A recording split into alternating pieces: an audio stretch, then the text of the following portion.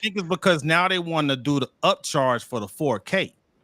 Oh, They got yeah. 4K on there now, but yeah, we all looking good in 1080p, baby. 1080p, and then you can use that smoother. What it says? It says make it smooth. I'm like, smooth me out, baby. Yeah, Smooth me smooth out. me out so I can look young like Jasmine. You Yeah, know give me me like that. Give just me give me that my hairline smooth where hat, it's all that supposed to stuff. be. Yeah, I give gotta me get like a a digital. filter. What's that? The stuff they inject right there. Get Oh rid yeah, of Botox. you want wrinkles. Botox, Botox. Botox, so you or can't you see can no just get some expression. snake venom and then you good. You gonna be Venom. puffy for real. No Diddy. Yo, that's funny. Hey, No, speaking of which, no Diddy intended. Yeah, you know what I'm so here's saying. a Diddy 50 Connect, right? Because 50 got that Diddy docu-series coming out, right?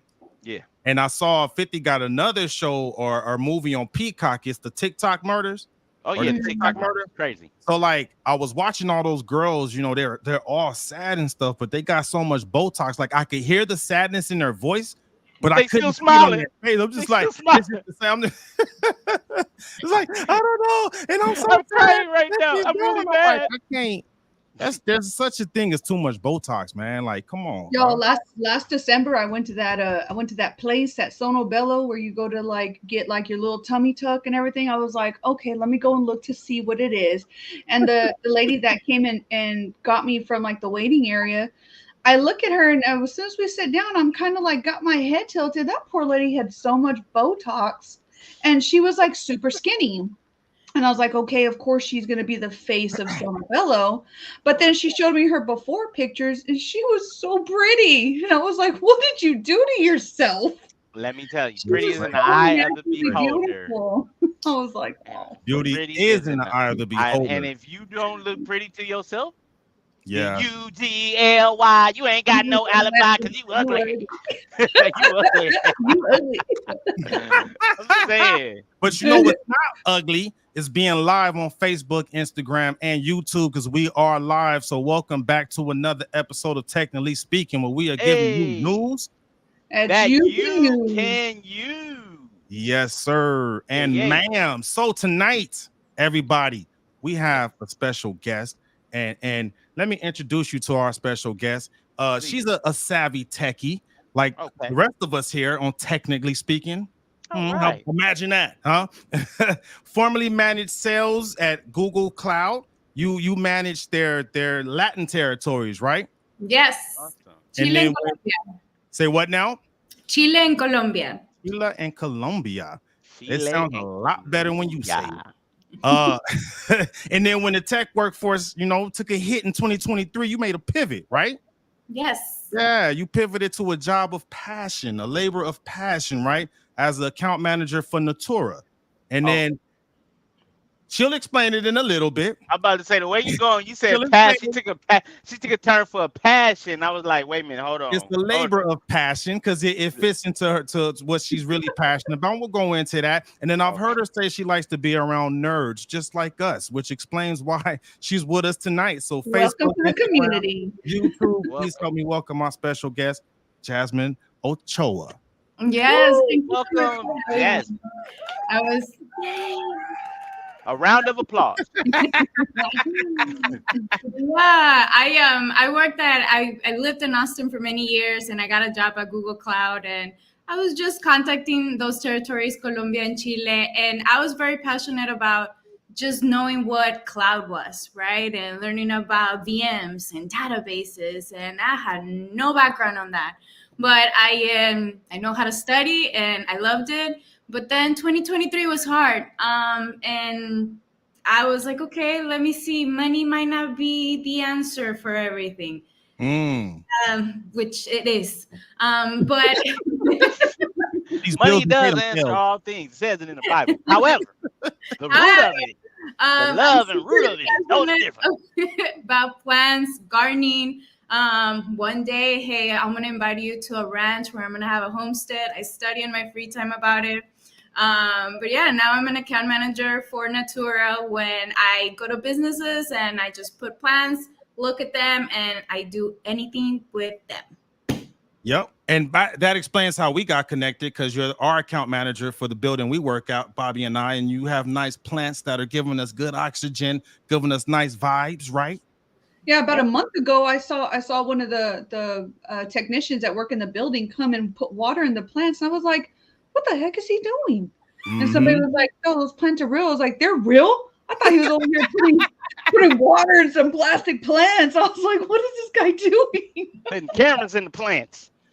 Studying y'all cloud service. No, And then because you also specialize on like the live walls, right? The living walls. What's the official term for that?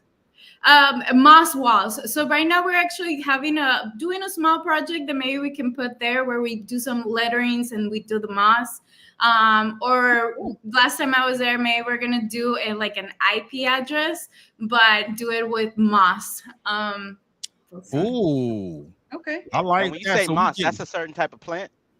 It's actually a type of plant that it's been processed in a specific way to dry it out and preserve it. So whenever we first install it, it smells very earthy, and then it goes away. The smell. I love the smell of earth. Yeah, it looks nice, man. It puts life just everywhere, man. And to Bobby's point, these plants look so good, you think they're fake. Yeah. Some good looking plants, man. He's like, shit, he needs to be dusting the leaves. Yeah. Hey. So all right, so we know you kind of we started with the now, right? Account manager at Natura. Before that, you were at Google Cloud, right? It just real quick. I just finished the cloud program at UT Austin. Same thing. I needed to learn about the cloud. Because the people I support with Bobby, they work in a cloud environment. So I took that program so I could understand DevOps. So, but enough about me. Let's talk about you. Let's take it back. Let's take it back because you have a pretty cool story. You were born here in the U.S., right? El Paso, right? Yes. You were raised in Mexico. So tell us that story on how you went from the U.S. to Mexico and then came back to the U.S. Absolutely. So my father is from Mexico City, right in the capital. That's how my mom and him met. At the time, because my grandfather is from Los Angeles, he actually fought in Vietnam, but he fell in love with a Mexican, and that's how they end up in Mexico. So I didn't know, but we're actually American, but we lived in Mexico. So my mom just took me to El Paso. She had me, and she took me back to the border. So as we all know, and then Mexico deals with a lot of narcos and a lot of problems with the drug trafficking. Back in, I think it was 2007, it's when it got uglier than usual. I love horror movies. I do not get scared. And the first time I saw a body hanging in a bridge, I actually thought that it was a Halloween prop. Yeah, I was about to say, because back they had people they were like what is it called? It was going down. Bridge ornaments. Like people were just really hanging there. Like they was hanging out. Literally hanging out. I think I was 16, 17, and my brain did not process it as a body. It was definitely Halloween for me. So my mother was like, hey, you know what? We're going to move to El Paso. You're actually American, and now you're going to have to learn English.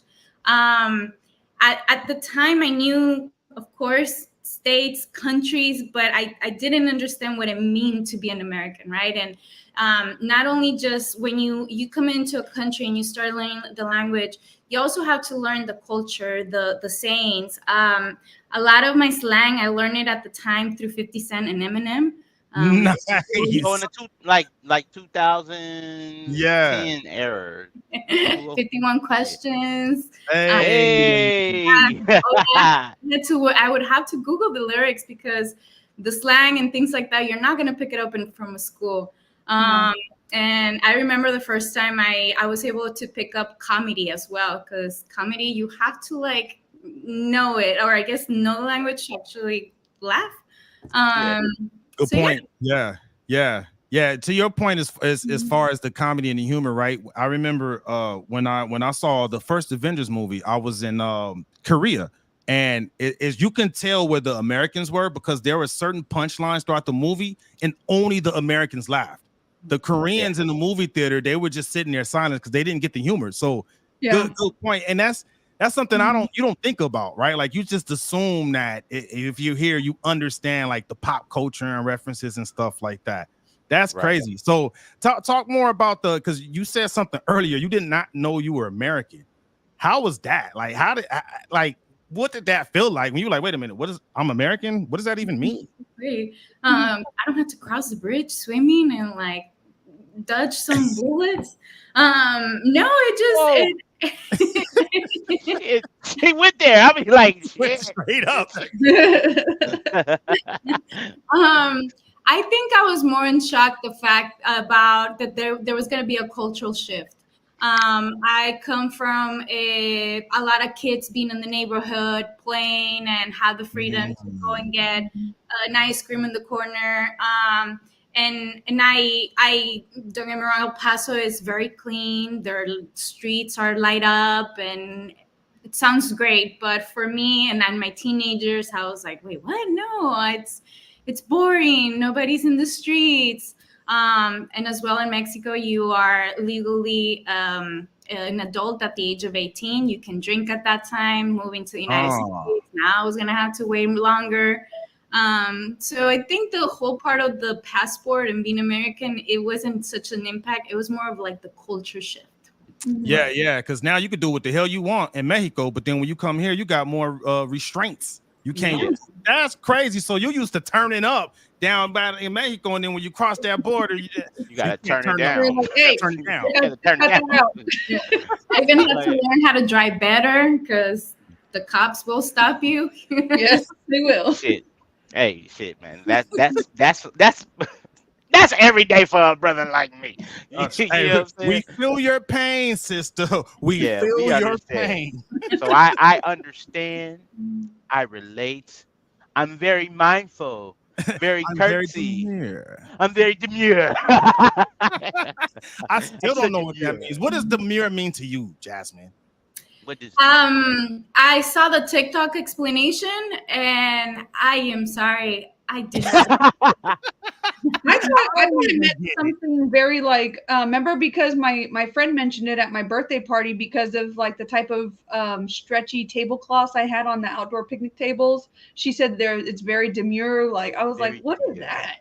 And she's like, it's almost like a little extra bougie to have the extra. It was just extra. I was like, oh, I guess I don't see it like that. Very bougie. I get that. Even the way that she says it or they say it, I don't know the proper. Don't hate me, okay? I'm learning. It sounded very bougie, very mindful, very bougie. And it's to stay with the pinky in the air, right? Demure. So, what's something that's very demure that you do when you're back in your other home, Mexico? What would be something demure? I don't know why I was gonna say get a taxi, but I forgot. Now we have it. Shit, that's what you feel.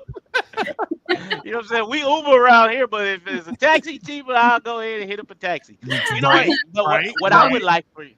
What I would like for my taxi. When I get my taxi, I'm very mindful. I'm very demure. Taxi. Because here's the thing. What I would like to hear from you, Jasmine, about your hometown, Mexico, is dispelling the myths of what America looks at Mexico. Because right now, you know what I'm saying? There's a community of Americans that look at Mexico as like, you gonna die, you get there, you gonna get put in a drug trafficking, sex trade. Can you go ahead and dispel any myths of that, or can you bring something to light that won't get you chopped up? Good question. I think is that us we have a mentality as Mexicans of we're hustlers. So if we see an opportunity and you don't know how we handle business, we're just going to take that opportunity. So I think what it is that when they notice that you're a tourist, when you look different, that's when they're going to take an opportunity. Perfect example. I know it's taxi. Back in the day, we didn't have Lyft and Uber, but my mom was very familiar with the area, right? And she would have to like hustle the prices with the taxi people because they'll be like, hey, how much is just to go blah, blah, blah. They'll be like, it's going to be 100 pesos. My mom, no. I know the town. So it's as Mexicans, if we see an opportunity Jeez, boy. So whenever my husband and I, we go like on cruises, go to Mexico and stuff, a lot of people try to, they see me and just like what you're saying, automatically try to charge me more because my husband is Hispanic. He's darker Hispanic. I'm very light Hispanic, but they assume immediately that I'm white until I start speaking Spanish. And listen, Like, I'm the wrong one. yeah. The wrong one. Let me tell you, man, don't mess around. I told my husband, I bet you this person's going to try to sell you this something. $25. Watch me get him down to 10 because he doesn't know me. Let me tell you something. I'm going to tell you something like this. I get where y'all coming from, but if he stopped the car halfway to where you are and tell you to get out, what you gonna do? You gonna have to negotiate again. You gonna be like, this is far we going. But we negotiate. I understand what you said, but if you want to go any further, you gonna pay me that other $50 that you said you was gonna pay me, or we Has can that ever take your happened? shit and walk. Yeah. I personally know that if I go there, they gonna get me. They gonna be like, oh, fat black man, yeah. we gonna get him. We gonna get him. You know what I'm saying? Oh, 200 pesos from here up the block. I ain't walking because I'm in Mexico. I don't know where the hell I'm at right now. I just trying to get some tacos, and some pupusas. And they like, nah, fam. I got into a fight with a black lady on the beach in Honduras when we went Honduras, where at? 3 years ago. My father's from Honduras. We were in Isla Rotan. Okay. It's a small island. Yeah. Anyways, she got mad at me because she braided my husband's hair. Yasmin, my husband has super long black hair. So when the ladies saw him, they were like, oh, let me braid it. And he was like, he only let them do a little bit. This lady wanted $40 for 2 braids. I said, no, ma'am. Oh, they was trying to hustle you for real. I know you're out here trying to hustle. Listen, I pulled like a $10 bill. That was all I had left. It truly was. That was all I had left. I pulled a $10 bill out of my bra. It was sweaty. It was gross. She looked at me. She was like, no, not because it was sweaty, because it wasn't crisp. She want that crisp. Because it wasn't crisp. She didn't want that booty sweat. What? First of all, I got this crisp $5 for you. It wasn't that sweaty. What I'm saying is, when you're out here hustling, are you really gonna turn that down? Mind you, she did 5 minutes worth of 2 braids. I was like, $10. This is all I had. And my husband kept telling her no. He kept telling her no, and she's like, just sit down. Just sit down, and they almost like force you to do something that you don't want to do. And then this lady got mad at me, and she and I were heavily exchanging words on the beach, on the playa, while I was trying to swim and relax. And anyways, she ended up taking it, but she was like real ugly to us after that. I was like, you don't have to talk to us. Go bother some other tourists. And then for reference, each dollar right now, the exchange is like 20 pesos. So she made like 200 pesos out of that work. Oh, wow. Mm-hmm. Come up, for real. Come up. So Jasmine, since you've been exposed to hustling, right? Because of hustling. How are your negotiating skills? What do your negotiating skills look like these days? I'm gonna be very honest with you. I've been in sales all my life. My grandfather was he was a hustler in one of like the darkest neighborhoods of Mexico. It's called Tepito. Not even the government can go in there. It's heavy. Oh, wow. And I've learned how to negotiate, but I think the older I got, the lazier I got. Yeah. Hustling. I've been hustling and I've been working full time since I was 17 years old. It gets to a point that you do not want to do sales anymore. You're like, can I just do custom? Let me just take your order. Let me take your order. Yes. But I will tell you, in our T-Mobile days, Corey, like if the phone was for free, I would tell you, hey, it's $50 down and you get a case for free. And there I'll you put go. For you. Hey, them no hustling skills coming out. Just keep the insurance for 6 months. We'll give you credit back on it after. Man, people, and I mean, we look. I ain't get winner circle twice for no reason. Yeah, I'm saying. But definitely, I understand. But let me tell you, the real hustlers. Y'all ready for this? Yep. What's that? It's some kids at the church selling that candy. They're hustlers. When I never forget, Helen Grace, 1986, peanut butter chocolate candy. They was all white with the white stripes. We would come to church and the kids were like, "Hey, we selling candy." I was like, "Okay." I was like, "Mama, can I get $1 so I can get some candy?" She was like, "What kind of candy?" Some Helen Grace. I don't know who Helen Grace was. I thought she was a pilot at first, but I don't. I think that's Helen Keller, somebody else. Anyway, back to reality. The kids was they were just hustling, and I was like, I took a step back. I was like, Get that paper. it's time for me to go ahead and get into one of these little childlike hustlers. Yup. You know what I'm saying? Me and Gmo used to sell bags. So did. Sell bags. So Of did. candy. Let's call it. Let's say Bag candy. yeah. Bag Yeah. of candy. The best seller was them honey buns. Was y'all Honey buns and honey Capri buns down Suns. there in Mexico? No, you know which ones I used to do?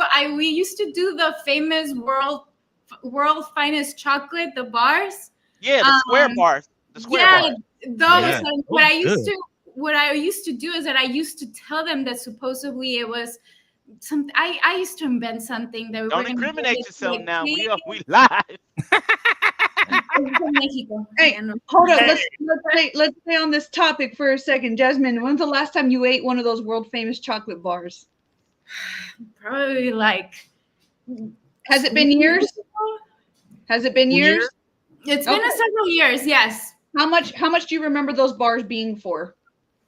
I think I used to sell them as a kid, maybe $1 or $2, but then I had to buy one of those maybe for $4 or $5. No, so I think they used to be like about $1.50 for the bars. However, I don't know if you can see my fingers. The chocolates used to be like thick. You get like 4 pieces of thick chocolate, and now they are half that amount now. They are small. They have taken half that chocolate off of the top. Kept the inflation. But you were getting way less chocolate. I bought one of those recently, and my husband opened up. I was like, "What the hell is this? Where's the rest of the chocolate?" You gotta get two to. You gotta get two to we're get getting childhood gypped memory. everywhere. I'm telling you, you got to buy 2. The first one you're gonna be mad because you had to buy it. It doesn't. It's like you're gonna be like, I paid $4 for this. Yep. This doesn't trigger a childhood memory. This just triggered me. And then you get the second one after you. Now you spend $10 for 2 chocolate bars. And then next thing you know, I could have bought a Starbucks. If I would have been an American race girl, I would have loved to be a Girl Scouts selling those cookies because they. Oh yeah. Ooh. Yeah, they hustle. hustle. Man, that's like the mafia right there, boy. Yeah. They make you feel bad too when you walk They away. teach them young how to talk to people. They teach them very young how to talk to people, how to use proper manners and stuff, especially when you're talking to adults. Yeah. It's different when you're talking to your friends, but when you're trying to approach adults with money, you got to know how to talk to them. You got to know how to sell. You got to know your product. I'm telling you, Girl Scouts is where you. If you want to be a hustler in this world, put your daughters in Girl Scouts. Girl Scout. I guarantee you, they will find their prospects. They'll be like, they'll sit in front of Ralph's with their Girl Scouts spread out. They be like, okay, and then they raise the price every year, so you know you're gonna have to spend more than a single bill. So if you're going with $5, well, now these thin mints are $6 now, baby. You're gonna have to pay $12 for 2 boxes, and you can't walk away with 1 box anyway, because they're gonna be like, oh, is that all? No. Yeah. You bought the Thin Mints and be quiet. You can't fight that. Nah. And then for me, I'm allergic to gluten. So I'm like, I can't. I got a gluten allergy. They're like, oh, it's okay, mister. We got the box of We got the vegan friendly. Nah, not even vegan friendly. They like, we got the gluten-free ones right here, sir. How many do you want? Like the assumptive ask. Like, what? God, okay, you got me. I love it.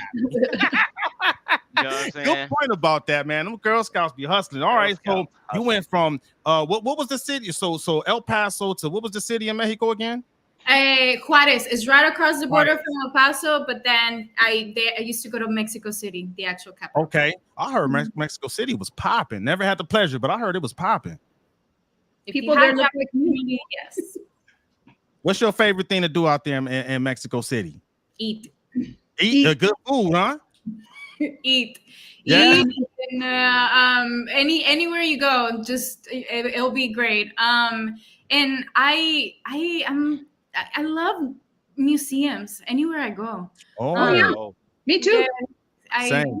New York, I love seeing those museums. In Mexico, like, hey, what artistic stuff we can see. So learning a little bit of history. Okay. So then you went from Juarez to Austin, or was it to El Paso to Austin? Juarez to El Paso, but I knew I did not want to be there. So no matter which city my mother would have moved me to, I think because it was just going to be a first shock, I was going to be relentless about it. And then I moved when I was 22 to San Antonio for a few years. But at that time, I just wanted to party. I worked for Google at the time, and no, not for Google. I used to work for Apple at the time, and I worked from home. And they were amazing company to work with. That they would tell you you can move anywhere in the United States, and we'll pay you accordingly to the cost of living. And I was like, well, I can go down the street to Austin and get like $1 more and just pay, and then in pay and party.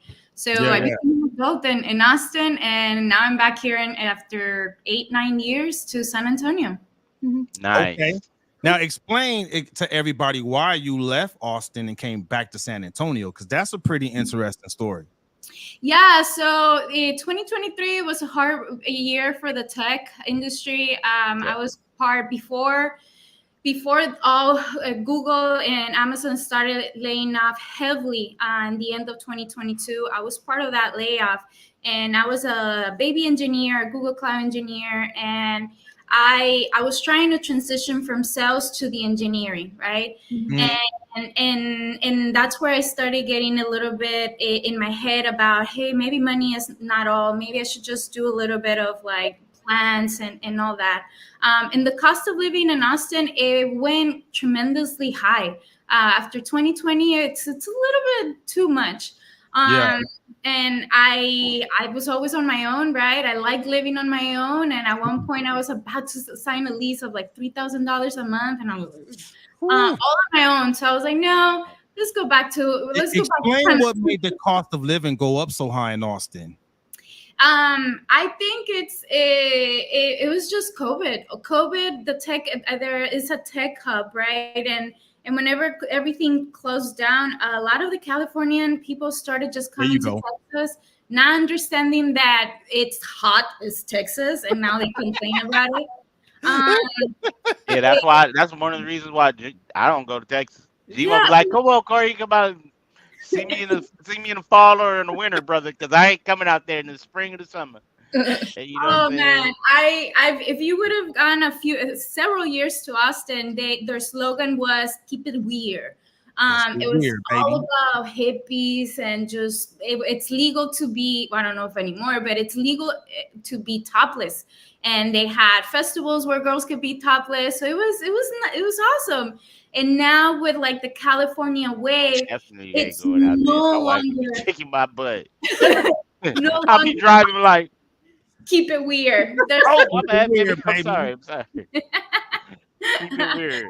Yeah, you can go. You can still go to some festivals. Diddy got a house out there. Never mind. There's this beach called Hippie Hollow, and it's especially a beach where you can go naked. Oh, Hippie Hollow. See, and I didn't realize Austin changed so much, because one of my favorite things about Austin is because it was weird. I'm like, I like to get weird. Let's go. But that broke my heart when you told me that it wasn't as weird anymore, and that made you come to San Antonio. Yes. San Antonio is still like.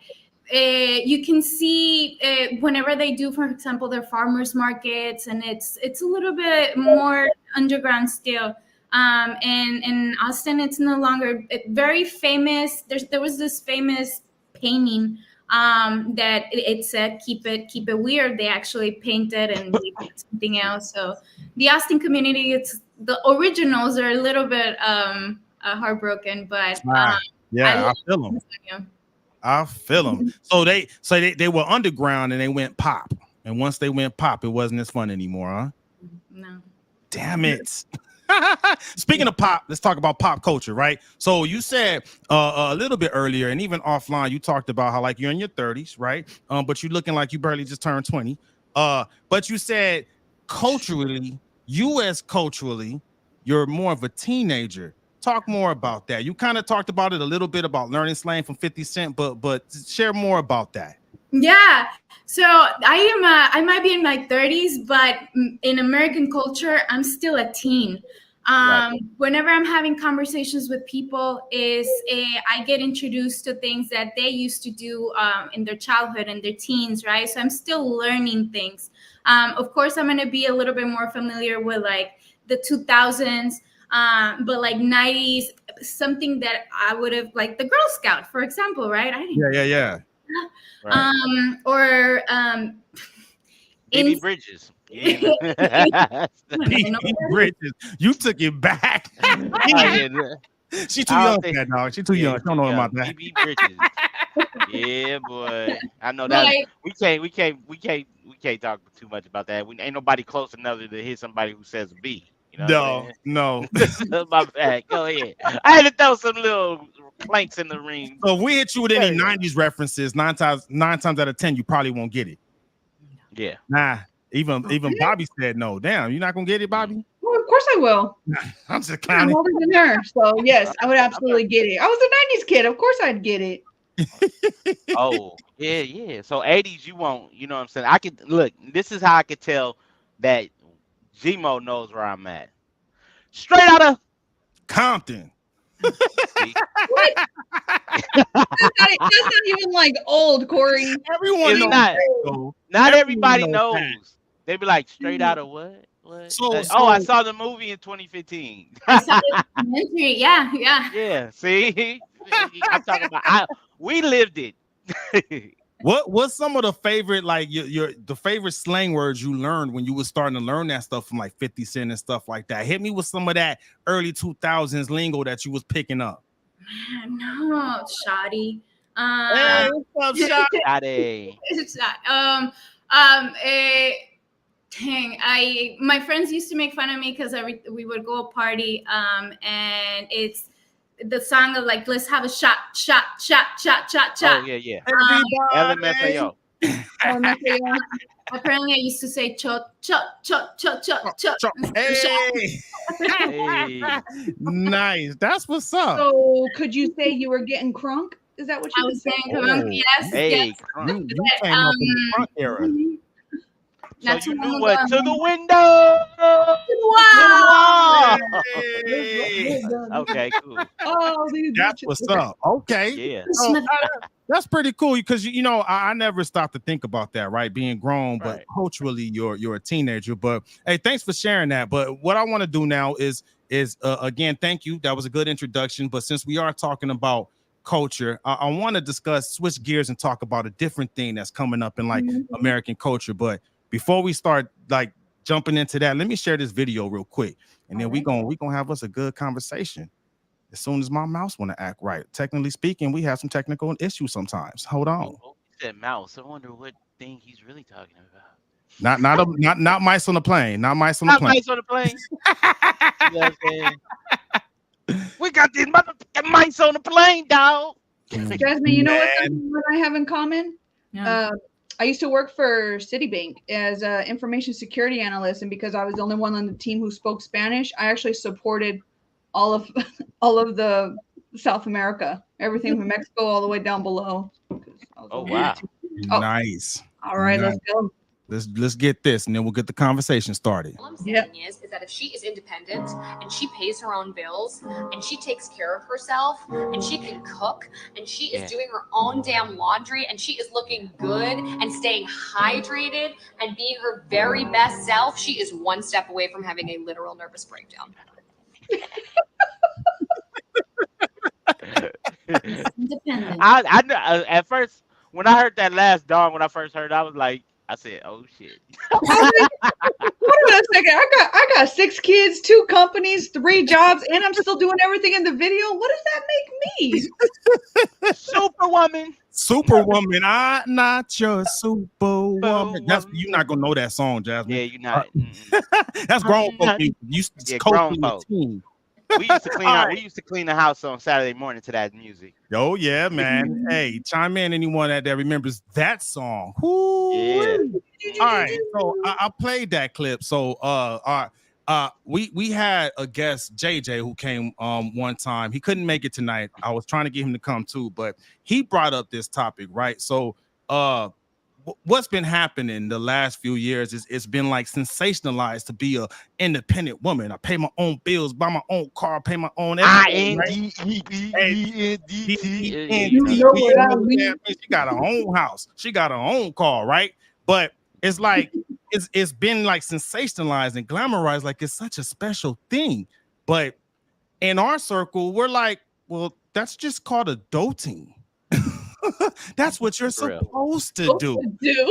Like, Jasmine, get us started with that. Like, what's your views on that?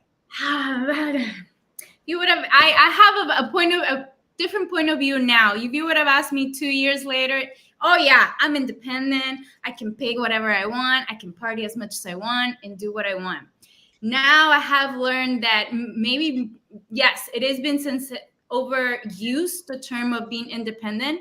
And I think it's just because for many years, women wanted to have a position, right, to make decisions. But I have now changed my mind that being independent, it's more of a state of mind, not necessarily a adulting things, because yeah, we all have to pay our electricity, we all have to pay our cell phone, like and Wi-Fi. Yeah, and then even JJ, I was there when he mentioned it, and he was like, you don't hear a man saying I'm independent. Yeah, no. Yeah, because what if I put out automatically expected that they do those things? Automatically expected. Yeah, never have I ever heard a man say any of that or like wear it as a badge of honor. Like, yes, well, you know, I pay my own bills. My own car and paying my mortgage on time. I'm paid off all my credit card bills. No. Another thing our mutual friend JJ says is fish don't get credit for swimming. You're supposed that sounds like something JJ would say. I like that. Like, you're supposed to do that. You're doing what you're supposed to do, dog. Yeah. What's your take on that, Bobby? Like you kind of share what you're doing because you're Superwoman over there. What do you think about, some of your contemporaries that are out there trying to make it a special thing because they're doing what they're supposed to be doing? I ain't trying to listen to none of your whining. Stop bitching and get to work. Oh, damn. Oops. Put the shots on her. You ain't got no shots. I don't want to hear it. Everybody has waves in their ocean. We all got waves in our ocean. Are we going to sit there and let them bring us under? Are we going to be victims to the things that have happened to us, or can we rise above that and become a victor? But to what Jasmine said, it's all about your mentality. I have a very independent mentality. I don't need my husband to do certain things, but I want him to do those things because when you're working in a partnership, I can take care of our house. I can pay all of our bills. I don't need anything financially that comes from him, but that does not ever put me at some place where I all of a sudden feel above him and I can be condescending and disrespectful. That's not my place. I am his wife. We work together as a team in a partnership. I am his helpmate. Biblically, I am his helpmate. It is Christ, it is my husband, and it is myself. And our children fall underneath that umbrella. And that's what it is. So I like it. What's your take on all that, Corey? Well, you know what I'm saying? I like to say this. First, I want to give a shout out to all the independent women out there. Thank you. Know what I'm saying? Thank you. But I don't want to leave the brothers out. You know what I'm saying? The self-made men out there. However, I do want to say this. You know what I'm saying? The topic is independent or adulting. And all that comes with adulting. Now, adulting, you know what I'm saying? You got to prep yourself because there's a lot of grown males and not a lot of grown men. Ooh, if that makes sense, right? Yeah. There's a lot of sense. There's a lot of grown females, but not a lot of grown women because we're living in a day and age where women are staying at home with their parents at 20 and 30 and 40 years old. And I'm like, I get it. You want to be able to save and secure and go get your job. But don't buy no Mercedes Benz when you got a roommate. That don't make sense. You know what I'm saying? Don't go and buy a luxury or go fly out or get flown out, right? And you come back home living at your mama house. Yeah, Jody, living at your mama house. He's just a baby boy. just a baby boy. Pointblankperiod.com. Put a hashtag on it. Real McCoy. No, he Yeah, isn't. exactly. Hey. Hey. Yeah, So you right. I mean, what you just said about the female, same. There's a lot of grown ass dudes out there doing the same thing. They flexing on the brand, but then they living at their mama house. To me, when I see dudes doing that, I'm like, oh, that's so cute. You so gangster, but you live with mommy. That's so adorable. You know what I'm saying? Here's like this. Show me your mortgage statement. You doing Right? all this? Show me your mortgage statement. You know what I'm saying? Because real talk, paying your taxes. No, we can't talk. We're not on the same level. We're not on the same level. You know what I'm saying? Ooh. I pay tuition, taxes, and mortgage and car notes. No, we're not on the same level, fam. Sometimes I go ahead and help my mama out. You feel me? You know what I'm saying? And she don't live with me. So nah. I just think that adulting is when you're grown. Yeah. Just you can be independent. You can be independent, still being a dependent. Independent, still being a dependent. Hold on, I gotta process that one real quick. Go ahead. Living at your mama house, saying you independent. Because look, you can be 18 years old working at T-Mobile, but going home to your mama and paying your rent. Your mama rent. I see that. Okay, and that doesn't make you an adult. The adult comes with responsibility. Yeah, I see that. You were gonna say something, Jasmine? Yeah, I think that it's whenever you are truly independent, right? When you can call a mom or a dad, and you're fine. When you don't have a roommate and you have a car and you're paying for everything. It is something that the woman feels proud of, right? Like, I got this. And this is, I think, where like the TikTok community and the culture is like, I'm independent. And I get that. I felt that, and I've been there, and it feels great. However, I do think that it can affect a woman that is very independent if she wants to be in a partnership. I didn't understand this until it happened to me. I moved in with my partner, and we opened a bank account where we would pay the bills there, right? Everything was great.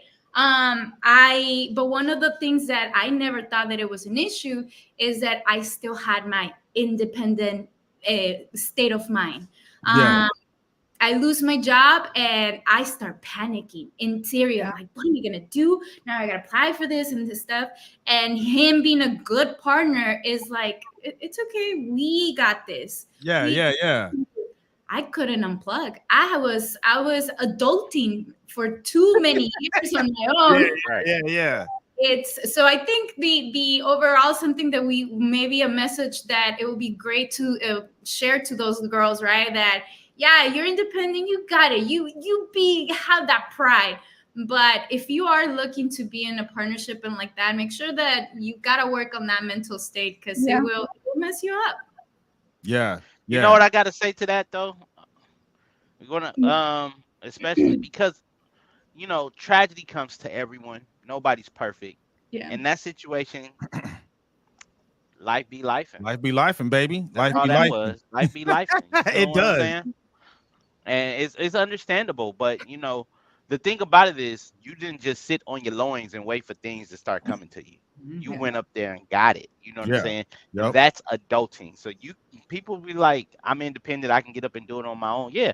But there's what you want to know what adulting is? I'm gonna break it down. Adulting is taking the challenge or something you don't know what's gonna come in on the other side, but you know what? I'm gonna take the challenge anyway, right? That's adulting.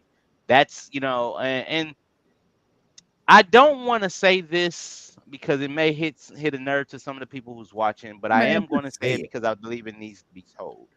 A lot of people, a lot of grown-ups don't marry because they are afraid of adulting. They're afraid of the commitment that independent they holds on to them. Because once you get married, think about it. There comes a level of responsibility. Now, some people look at it like, oh, well, I can't go to the club and do this. You've been with the girl for 17 years, brother. Shut it down. Yeah, you're not going to the club. Yeah, you look back going to the club in your 30s and 40s. And number two is the fact that here's the flip side of it. The person that you with that you did not commit to but you're playing house and not being house. God Yeah. forbid one of the persons in that relationship get deathly ill. You guys share more in common than your regular family, but God forbid you die. Your family have the will to do whatever they want, with Good your point. last rights. You Yeah. feel what I'm Yeah. saying? I was telling a good friend about that 10 and a half Mhm. years ago. I'll never forget. And I was like, dude, just make an honest woman out of her. Go to the courthouse, get married. Y'all don't have to Mhm. do the big thing right away. He was like, Yeah. yeah, man, but I need to get myself together. Y'all been together since high school. Yeah. And I mean, and mind you, we've been out of high school 25 years. So and this was 10 years ago. So they was together for 15 years. Yeah. I'm Yeah. like, dude, 15 years ago, bro, we married a girl. Yeah. Yeah. Make it Go right. on, do it. Go Yeah. And on, he do it. didn't. He Get didn't. convinced. And she left him. Point blank. I mean, because you know what I'm saying? There comes a time in anybody's life where they want more. And that's when the adulting kicks in. Yeah. Yeah. That's when it's like, you know what? I want more. And I gotta be honest with you. You're onto something though, because by the time if you talk to Bobby at 22 and Bobby at 29, very different perspectives. very different What I bodies, thought right? I Yep. wanted in life was so much different. By the time I hit 29, I'm like, I ain't here to play. If you ain't here to get on this badass roller coaster with me, you ain't getting on at all. I'm sorry. Go watch from the sidelines. I'm not Yeah. sorry. Yeah, Mhm. for real. We Because I got we mean, got a comment on IG too from Dr. Poole. Values are changing because society is changing. I have accomplished the American dream according to the American standards, but it's hard meeting women who in Cali if you don't have bankroll or status. Ah, good hey, Uh, that's point. I'm gonna tell Dr. Poole like this. That's good because then that means they're material.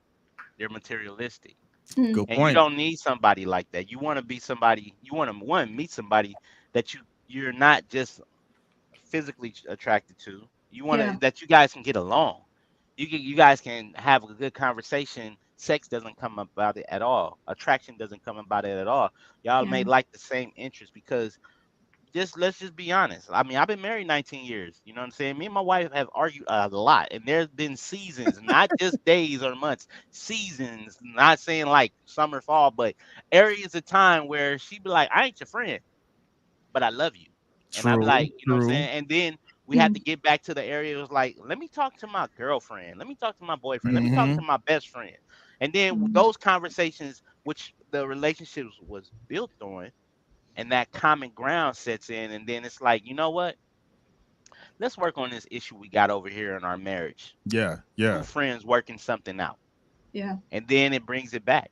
But you got to go through something, and that doesn't come by attraction. Attraction can be led, but it can't be the foundation.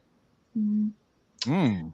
Good point. I wonder if you talk to like women now, girls. I would say girls who are in college, young ladies who are in college. They've got no true perspective about what's happening in the world because it's all about them. They're still in a selfish state. Their frontal cortex is not fully formed until the age of 25, Ooh. which is why most people make That's the their second worst time I heard decisions. that this week. Uh, Most people, and that's exactly why your insurance rate doesn't it won't it stays high until the age of 25 because that is when you make the worst decisions of your life. Typically is 25 and younger. you right. You right. Yeah. But it's just interesting because you end up seeing, women who are like, oh, if he ain't making seven figures, like, well, what are you bringing to the table? Shit, you can't cook, can't even fold a blanket. What Good are you point. bringing to the table? Yeah, At the end of the day, when you're talking about a woman who's not materialistic but wants a partnership, not just a commitment, she wants a partnership. You want to be able to come to somebody and have good conversation with them. I didn't ask if you made six figures. Do you make enough to stabilize our family, and can you bring love into the home? Because those are Mm. the values that are missing in society. It ain't Yeah. money. Yeah. And it There's sounds like they values miss that that out there in Cali a are lot. it's That's crazy. everywhere. But see, California.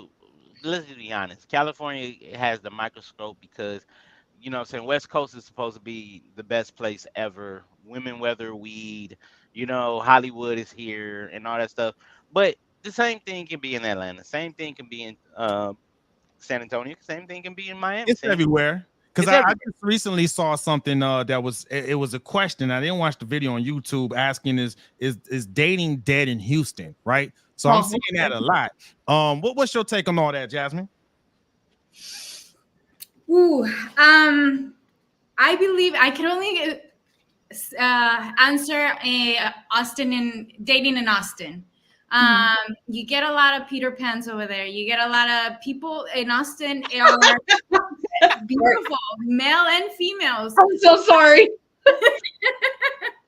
Peter Pan. I got the reference. Let's go ahead. Yeah, I mean, you will not struggle to get a date in Austin at all.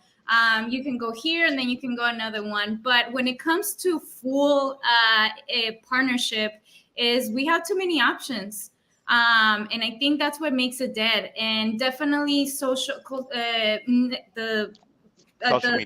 media, it does impact and put the things on the wrong things that we're supposed to focus. And I think I did this mistake when I was 25, right? We are led by views or like how attractive a person is, right? Yeah. Do they look like they can keep a job?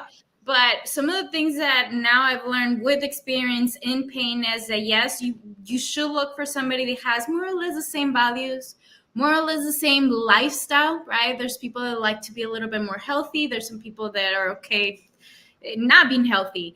And overall is what can we work together in the future, right? And that has to do with a family. Do you want to have family or you don't want to have family? And I think that's what could be happening in Houston. Houston, it's an awesome place to go and party. And it's not dead. It's just we have too many options. Yeah, good point. I've been through some of that too, because I've been on the apps and stuff like that, and it definitely obscures your mentality, right? Because I'm like, I could just keep swiping. Hold on now, I got 10 lined up. Let me see if I get 10. Swipe till you feel it's right. There you go. And it depends on where you're looking too. If I want to meet somebody with values that I have, I'm not going to go hit up the club. No, if you want to find someone, if you're truly looking for a relationship, just live life how you want to live it. Yes. And just kind of let it happen naturally. Yes, you will meet the person that it's gonna have, because you're gonna have the same lifestyle. If you want somebody that works out, right? Well, are you working out? Then good point. Go start Kanye workout.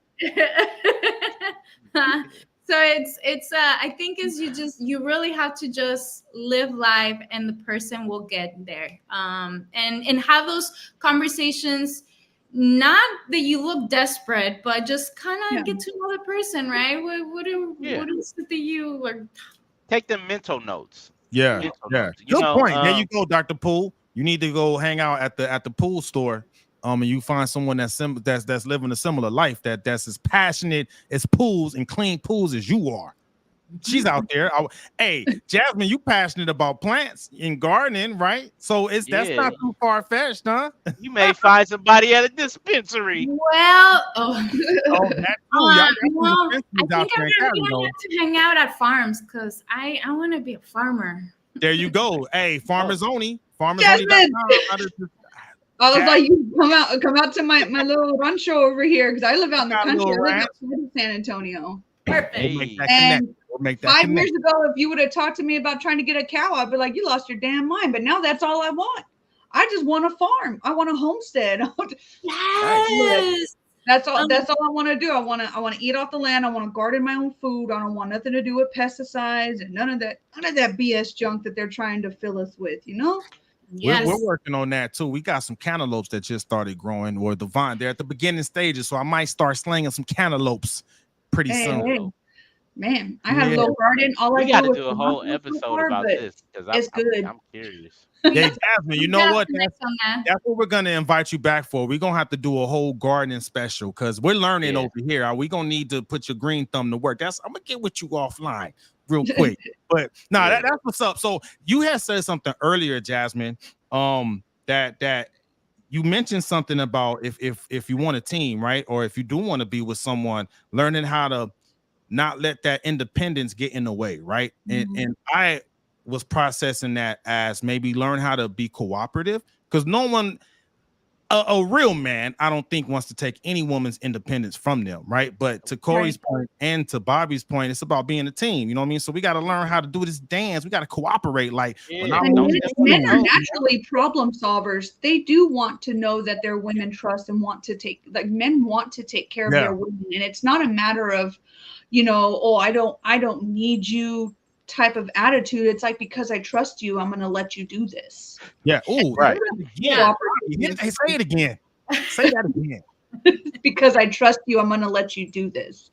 And that's where your independence can step aside and kind of get into alignment with his views or her views, however you look at this. Get into instead of independent, it becomes codependent. You end up depending on one another. Yeah. I like that. You don't get me started, boy. That's okay. It is okay.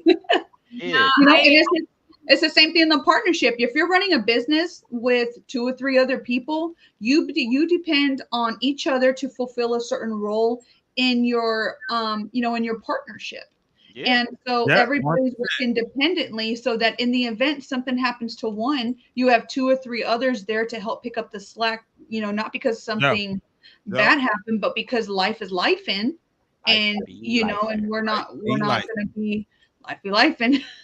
You know, we're not always sure what that looks like, and so we're going to ride these waves together. So when those storms hit, you know, in the Bible it talks about, you know, building your house on sand or building your house on a firm foundation. So when those storms of life come and hit, where's your foundation at? Where did it start? So you can weather through these storms as long as you've got a foundation. Right? Foundation. The man that builds his house on rock, or the man that builds his house upon sand. How do you want to start? You know. But I think that it's important to have those conversations, right? When you're meeting someone, and what is that foundation going to be like? I think that I can only speak for myself, that I didn't understand that when you meet someone, you do have to have the awkward conversations. You have to have the hard conversations of how are we going to be managing our finances, right? What are we going to that way it's clear. And even though, like, it goes back to the being independent, I think the independent mentality, you get in this anxiety mentality of like, okay, I gotta do this, what am I gonna do? And it's hard to disconnect from that. And when you meet a good man, yes, he's gonna, if you ask him, hey, I need help with this, and what am I gonna do with him, he's gonna step up. But because he's a good man, he's also gonna let you be you. So that would happen, right? He wanted to respect me, and even though, like, he knew that I had that mentality, he would try to talk to him and be like, wait, this is a we situation. Not you don't have to worry, but it's a lesson learned. Being independent is not a good thing. So what I'm taking from that is, at that point in time, you was still in that me situation. You weren't ready to turn that M upside down to a we. It could be a we situation. I had no idea. That that's something, I guess, because I never had a role model of what a relationship should be, right? I didn't understand that couples actually work like that. Good point. I had no idea about that. You know, Sarah would love to hear that, because she says that all the time, that, you know, children, we model our parents' behavior, right? That's crazy how it took us back. Shout out to Sarah out there, by the way. Love you, friend. What up, Sarah? But and that's real, because if you take some people who didn't have the traditional or didn't have any type of parental figures in their home, right? Like the parental figure that I had, my pops was older than my mom's, my step pops who raised me, and their conflict was more so than commitment in the household when I was younger, right? But when I got older and my stepfather had passed away, I was looking for that same type of image so I can be able to model myself as a man because my Mm-hmm. stepfather passed when I was 18. Thank God I was in church because when I was going to church, there were a lot of male figures there that was able to show me um how a man's supposed to look, how a man is supposed to act, how he's supposed to treat his woman, Mhm. and you know what I'm saying. I went to a lot of the men's fellowships, and I say that is because of the fact that the what was out there wasn't real, which was TV, right? You know what I'm Mhm. saying? I saw the Cosby shows, but the Cosby show was off air, and I knew that's scripted, right? I Yeah. seen The Simpsons. The Simpsons Homer just looked like a dodo, right? And I'm not Homer, and plus it's cartoon. You know what I'm saying? But a young man gets to the point in life where he wants to mold and pattern himself after somebody who he feels like could be a role model and not just somebody who plays sports. You know what I'm saying? I want to be able to sit down and talk with the man who I was like, who I can be like, look, this is what I'm going through. And they can be like, Mhm. look here, Yeah. son, this is what Yeah. you got to do. And then I found that in the church. Yeah. And Nice. then I also found that talking to those men in the church, they also had a self of honor of how they treated their wives. So I Mm-hmm. sat back and I saw that. You know what I'm saying? And then I'm Mhm. like, oh, this is how you love your wife. And then me growing up in the church, I'm learning biblical terms behind it. And so when I realized that those things were hand in hand, I knew that the type of man that I wanted to be is something that I had to be around. Yep. You know what I'm saying? Yep. The birds of the feather flock together is Yes, so sir. Mhm. true. And I'm thankful for that because now, like I said, me and my wife been married 19 years. We've been together 19. for 21 years, but we've been best friends for 25 years. Mhm. And My you know what man. I'm saying? I mean, it's real. The thing about it is, it's like relationships. They supposed to be that first word in it, relate. You know what I'm Oh, saying? And that ship is got supposed me to take started. you somewhere. You feel me? So when you find somebody you can relate, you get on that boat so you can you get on that ship and you can go somewhere. Go ahead and Mhm. write that down, Jasmine. I see you. Vicky, We real quick. got the transcript. That was good. So you got a question, Jasmine, from Dr. Poole on IG.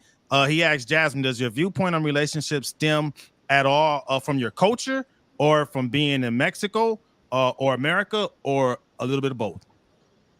A little bit of both, because I culturally is I still think as I don't believe the male and females are the same. And I do believe that we have. I believe in gender roles, right? In the sense of like the female. I believe a lot that in order I don't have to do things, but I want to show you because that's my love. I'm here to Yeah. serve you. Um, Mhm. and that's just how like my cult. Every time I've lived with one of my partners is you don't have to do anything. The only thing I ask is put the toilet down and put the dirty clothes in the basket. And that's Pick all. up your socks. Yeah, no, yeah, just Socks up, man. not They stink. things on the floor. But so I think that is very and culturally taking care of your partner a lot and but when you start dating someone that it's more American and they're more alike like me. I really people I've dated they are in the tech industry, right? And they tend to be a little bit more open minded. They'll wash the dishes, they'll do everything, but again, this is me culturally and how I come from. But my dating, I think, is just from doing a lot of mistakes. That's where you learn from Yeah. mistakes. Every Yeah. relationship that it has failed is like, okay, what went wrong?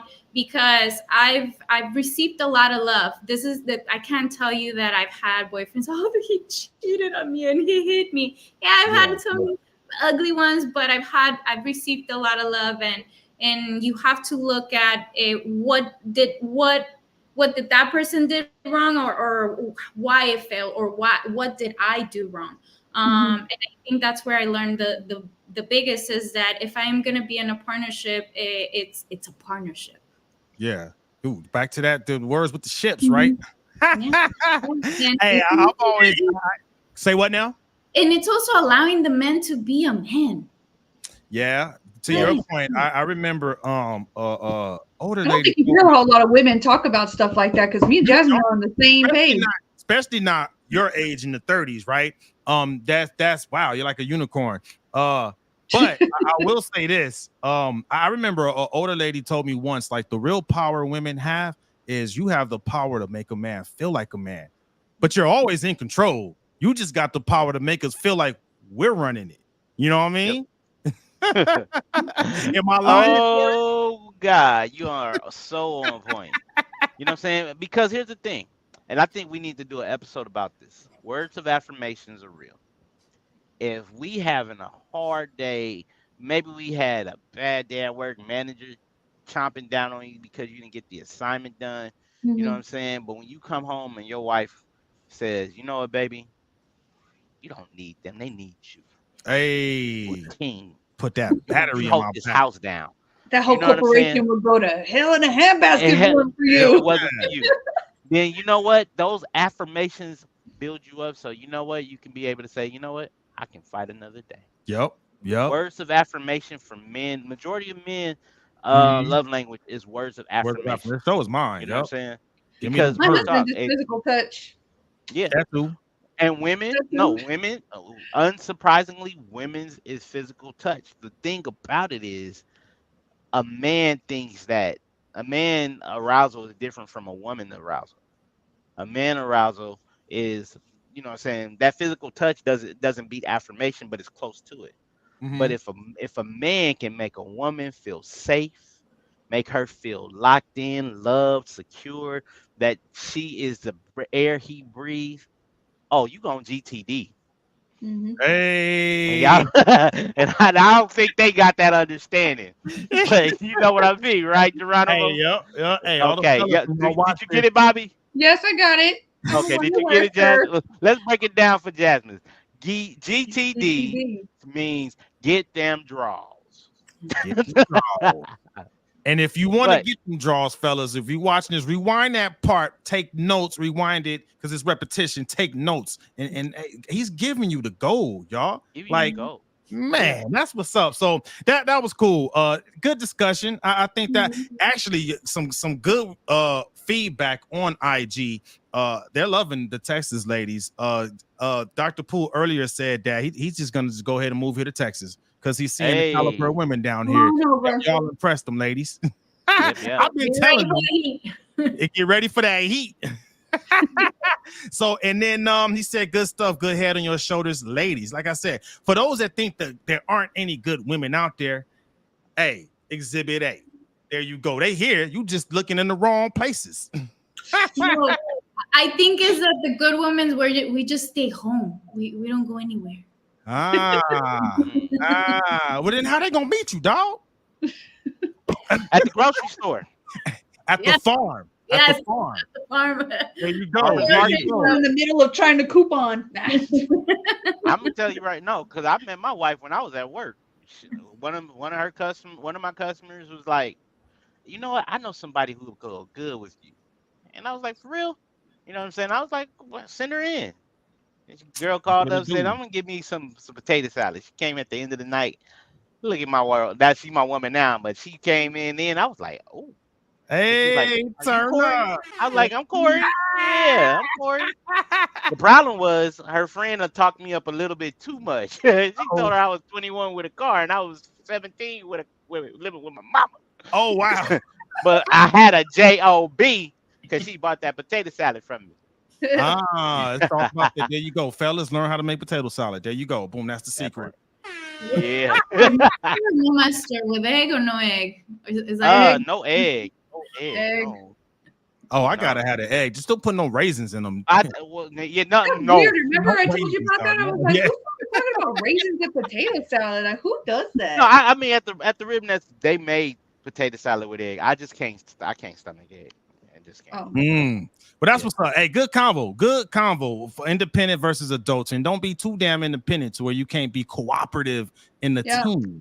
Like, learn how to turn that M in me to a W for we. I think that's a good way to cap that off. Let's switch gears as we get close to the end of this episode. Let's cover some current news. Corey, what we got? We're gonna tap in with the inspiration, because you know what I'm saying, we got some good stuff, but let's go ahead and hit the inspiration. Let's you know hit what I'm it. saying? On a lighter note, a stranger carried a senior hiker on his back for 5 hours.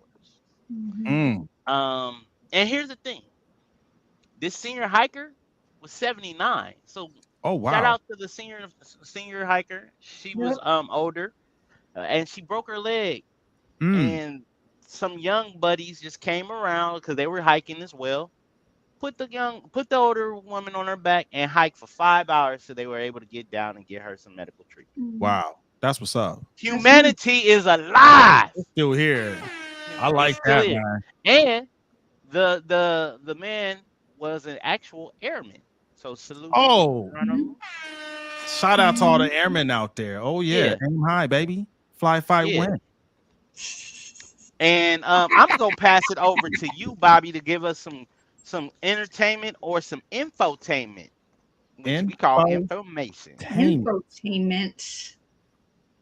G, why don't you take this first one? I got it. So you know what, we do gotta show love to a fallen artist that we've all loved in one way. Miss Dame Maggie Smith passed away last week. Yeah, she sure did. At the graceful age of 89. So I would say she had a good life. And a lot of people, if you saw her face, you know who she was. But I'm gonna just go through some of her movies that we enjoyed, right?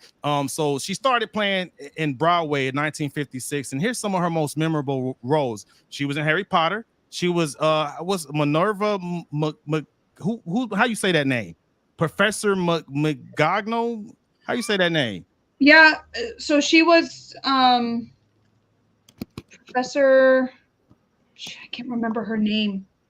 You know, it was on Downtown Abbey. Yeah, she was like Dumbledore's best friend, basically his best female friend. His like second in command was her. I can never say her name. Now I'm gonna bring back a blast from the past, right? You may not get this reference, Jasmine, but she was Mother Superior in Sister Act 2.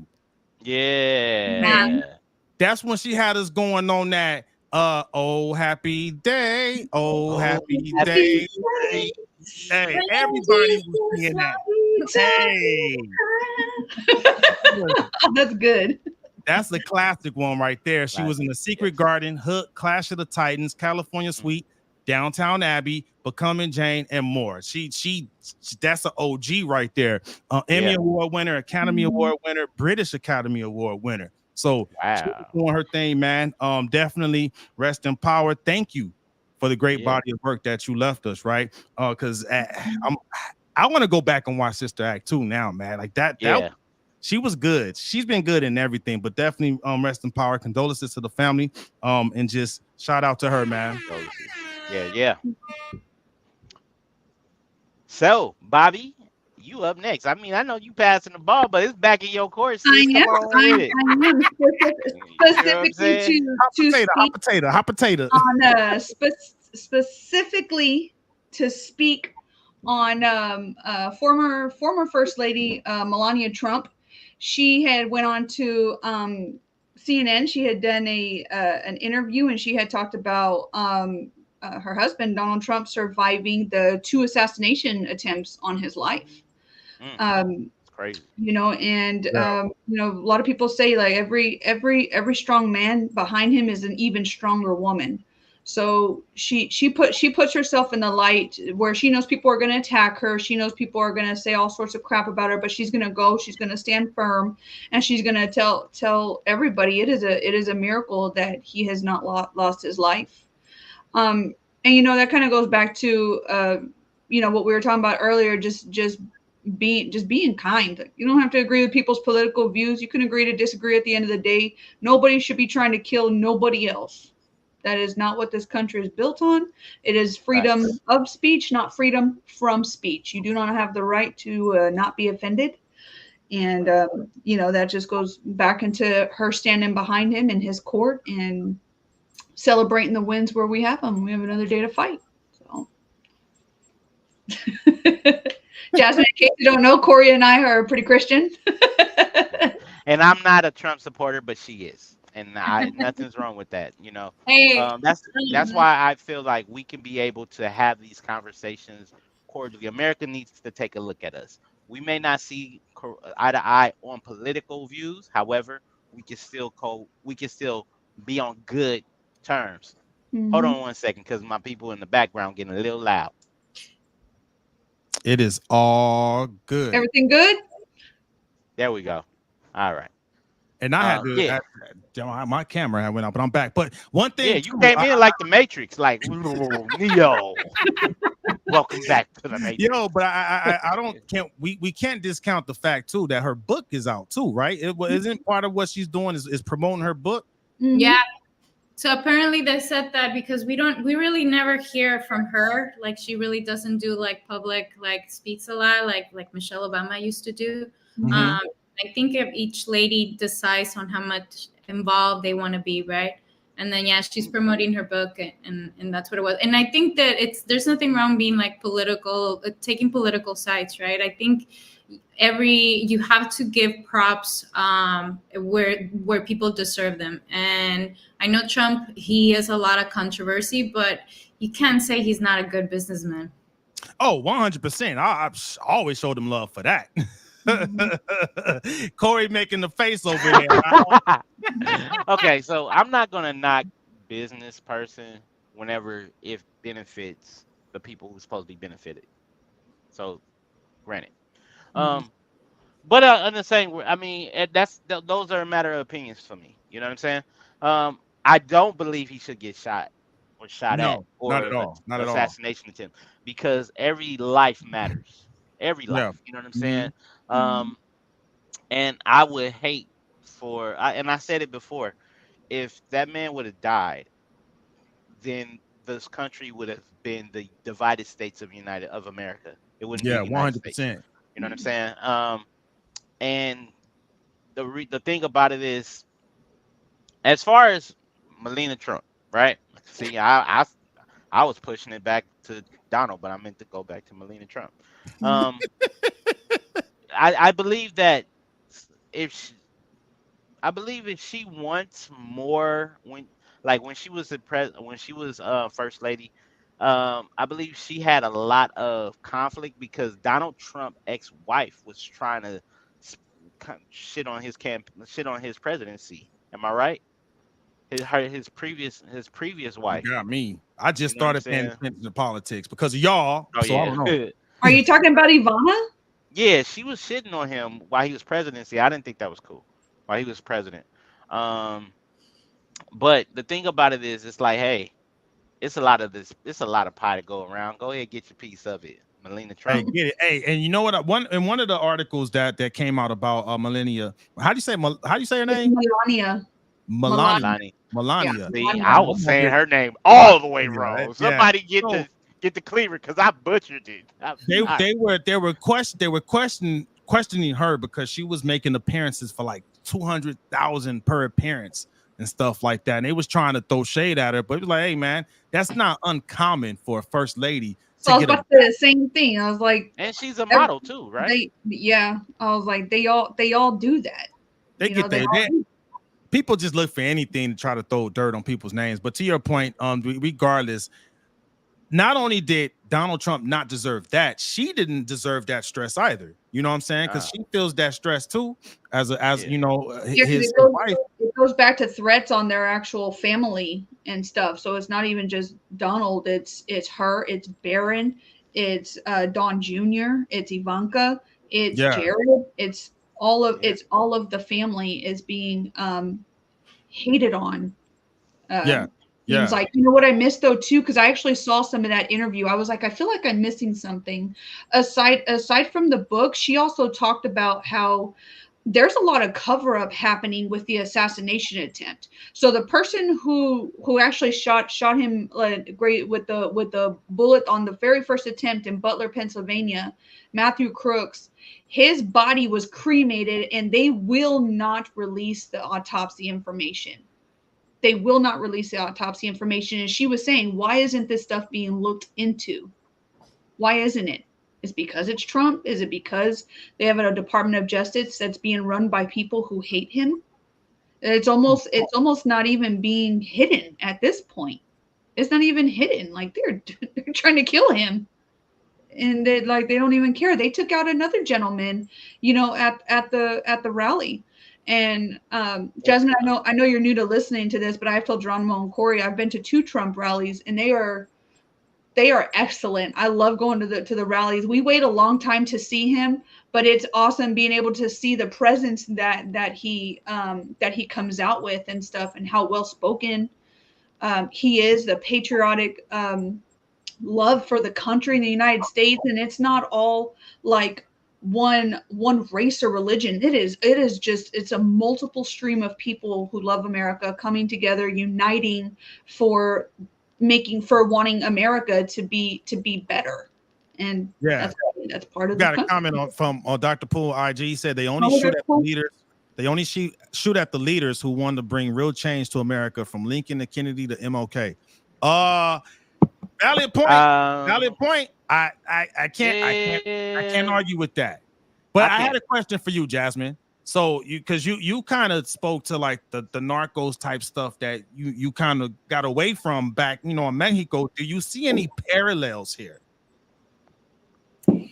No, not at all. I actually was surprised whenever I came when I started learning about politics. At that point is when Obama was running for the presidency. I must be honest, I didn't know much about it, but I wanted to vote for him just because he was Black, because it's just to like change the color, right? Change the history.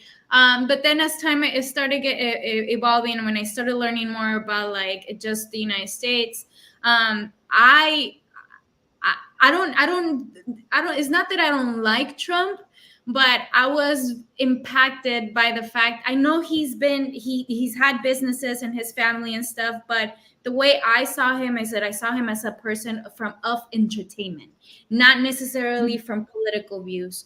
So when he was a president the first time, I couldn't understand. I was like, why is somebody who's not political, but now we're making more the the presidency more of an entertainment things. Obviously I've changed a little bit now my views on that, but I don't see any correlation. I mean, well, more so on the fact that the assassination attempts. Sorry, I should have been more clear. Yeah. Has there been assassination attempts out in Juarez? Is what he's trying to get to. Has any of the governmental people been in trouble by the people? Yeah, no, I don't think we've been trying to shoot any presidents lately. The president's been shooting other people. Shit. My bad. Use my language. I didn't mean to curse. You got eminent power and a machine gun. There you go. Nah, I mean, and to your point, right? It's hard for because I'm like you I'm like a teenager when it comes to U.S. politics. Because again, in the last episode, I shared that I was ditching in government class when I should have been in there learning. So I'm relearning all that stuff, right? And so for me, who's really trying to ask like real questions and learn about stuff, I get hit with a lot of like trolling type videos, kind of what's that, satire, right? Satire. Then the satire doesn't help someone like me who's really trying to learn to make an informed decision, right? Because I'm like, that doesn't add no value to my life to help me make a decision. You know what I mean? And it's coming from both sides. I had shared this with my brother on IG. Like, I get it from both sides. Like I never should have started conversations with Trump supporters or Kamala supporters because I get the same type of videos just with different perspectives, right? Like one will throw shade at Kamala, and if it's coming from their fans, it's throwing shade at Donald Trump. I am a fully independent person, right? I don't ride with either side. I'm still trying to figure out who's the best one for me, right? So like I started just, if I get something coming in, it's guaranteed to be satire. And I think what we do all agree on is just read the policies, don't listen to the news, don't watch videos, especially if it's on social media. Yeah. When Geronimo and I kind of first started talking about politics, I had told him if we took Trump out of the picture and it was anybody else that had the same exact policies, we wouldn't even be having arguments. We wouldn't. I doubt it. I think we because I go to look at the not so much the personality of the person. I go to look at what's going to affect me, because the way he acts on stage is not going to affect me, but the policies that he supports or the policies that Kamala Harris supports, that's what's going to affect me. It's going to affect my pocketbook. It's going to affect my family. It's going to affect how much I pay in taxes, and all of that trickles down. And so at the end of the day, we're not looking at persons, we're looking at policies. And that's what matters to me. And I think that that's the most important thing, is just what policies do you agree with the most? Anything else doesn't matter. And like, because when I get a video from someone, it's not talking about policies. Right. You know, no, it's not. It's not. So I just ignore them. I don't know if, and it is. I will say this, Jasmine. And I want to get your take on this, because I think you can appreciate this. What's fascinated me through this whole journey is how people get so attached to a candidate, no matter what candidate, right? Because I don't give a damn about neither one of them at all. Because I look at it in the fact that whoever's in that position, you work for me. If I pay my taxes, you're a public servant, you work for me. Yeah. I can never be a fan of a politician. You know what I mean? Because you work for me. You here to serve me and the public, right? So I can never just go all out for any one person. I don't care who you are. Unless you just put like $1 million in my bank account, then I'll wave your flag. You know what I mean? Right. But for me, it's been fascinating for me to see how people Geronimo vote can be bought. It's quid pro quo, baby. You want my vote? You buy it for me. It's for sale, baby. What's up? You get what I'm saying, Jasmine? Like I don't know if you're in tune with Mexico politics. Is it like that too? Like, do people get so attached and passionate to candidates down there too? Absolutely. You have the El PAN, El PRI. For many years is just the same thing, right? Democrats, Republicans, and it's always been the same. Right now, Mexico did elected their first female president. That's what's up. Jewish. She's Jewish. You said she's Jewish? She's Jewish. Okay, that's what's up. Jewish are good business people, huh? They're very good business people. So I've heard. That is not a stereotype. Almost all of my friends that are Jews, they're very good with money. I'm not making no jokes on here, but once you said Jewish, my jokes stop. Yeah, I'm not. Okay? I'm not saying nothing. We love you. If you're a Jewish, those are my brothers and sisters from another mother. They really are. You know what else is a good business? The music business. Let's switch gears and talk about a little bit of music. Last week we had the People's Choice Country Awards. That was a pretty big deal. And the reason why we keep bringing country up here is because I made a proclamation here on our show that country music was going to take over as the popular genre for the next 5 to 10 years. What you think about that proclamation, Jasmine? Country is cool. There you go. See? Country. I see. I learning English. Whenever I came in, I didn't understand country, or I guess I didn't like it, right? My early years, but back in El Paso, I had a friend, and there was this bar on ladies' night, and I think it was on Wednesdays, and it was $2. You call it. We would go to the country bars, and the idea was to go to the country bar, start with the $2 promotions, get a little tipsy, then leave. But unfortunately, sometimes we would get a little too drunk, and then we would just stay there at the country bar. But Bounce, one of the bounce, things bounce, that bounce, bounce. that I loved about country is that you can dance with anybody. There's no beef. Yeah. You're just here to have a good time, and then you start getting into it, and it just gets into your blood. And now I can tell you that country is definitely going to be the cool thing for the next few years. Oh yeah, it's there. So it's been like a big thing, controversy, mostly around Beyonce, because she wasn't nominated for the Country Music Awards. She was nominated for the People's Choice Country Awards. She wasn't there, but her album that she put out, Cowboy Carter, still Cowboy got a Carter. lot of recognition, and more so the people that she featured on that album, like Shabuzi, most notably, right? Because he's that boy been banging, man, at everybody in the bar getting tipsy. Hey, that it goes, man. I don't care who you are. I don't know if you heard that song yet, Corey, but You haven't heard it, I'll Corey? go ahead. I have not. Man. hey, I look my Yeah, playlist because I got kids in the car. hey, I'm telling you, man, y'all need to jump on it. But he won 2 awards, Shabuzi, over there at the People's Choice Country Awards, and then a couple of other collaborators with Beyonce on Cowboy Carter. They got recognized: Brittany Spencer, Tana Adele, Tierra Kennedy, Rayno Roberts, and then you also had Post Malone because he made his pivot. With Morgan Wallen. Yeah, and he won a was few awards too. There though, and I'm be honest with you, but I never looked at Post Malone as a rap artist. He's just an artist. I think he's just an artist. But hey, you told me a couple of times, Corey, follow the money.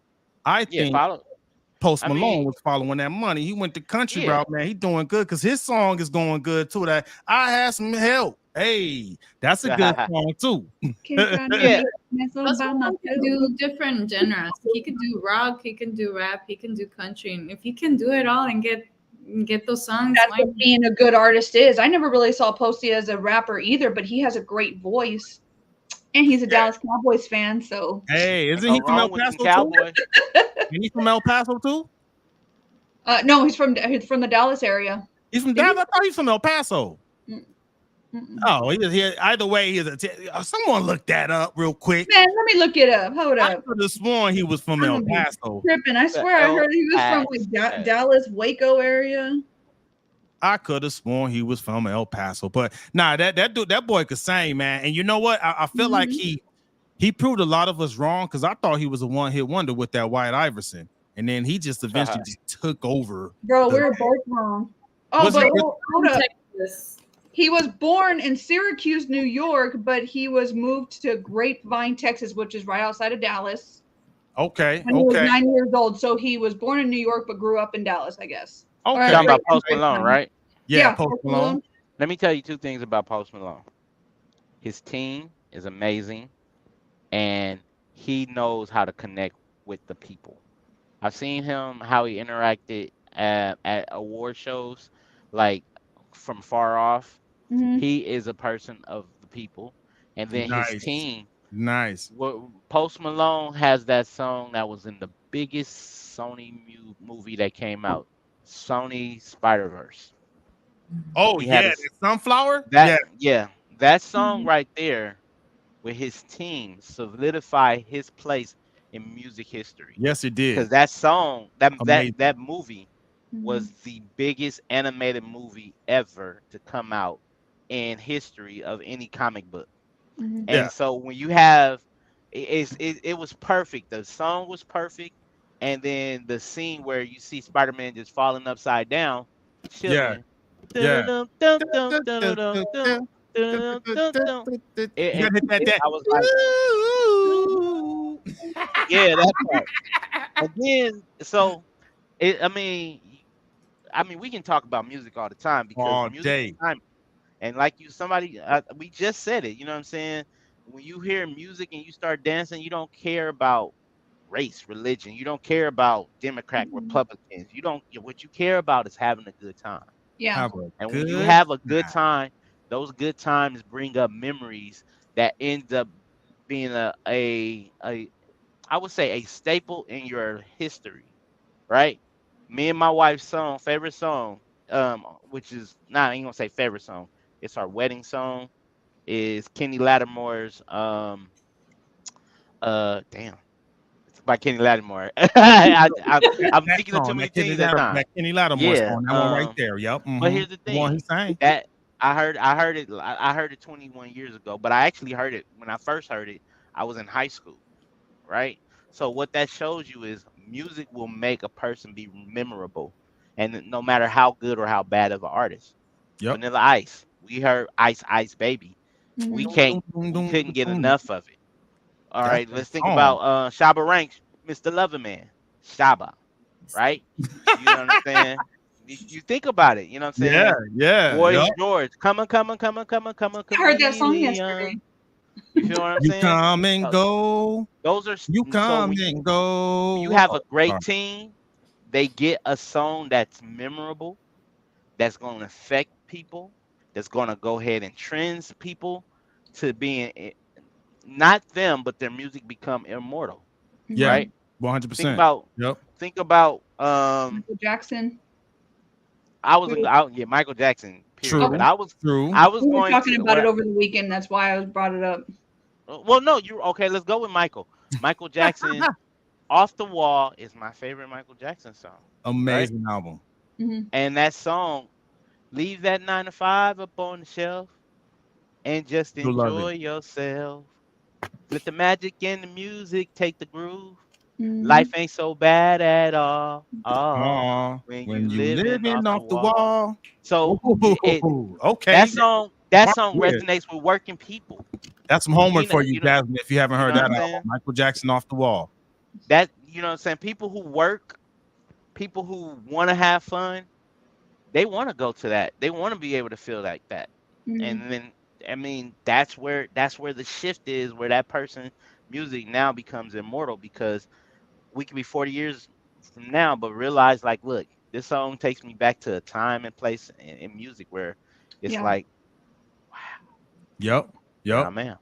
There you go. And Nah, I that's like what that. Post Malone did with that movie, with that song with Spider-Man. Yeah, he killed it. And to your point, you just said we got a couple of comments from Dr. Poole, Spider-Verse, best movie from Marvel. I agree. I Agree, agree. hands down. Agree, hands down. The sequel was good too, which doesn't happen often, man. The sequel was, I was like on Yeah. the edge of my seat. And then when it ended, to be continued, I'm like, what?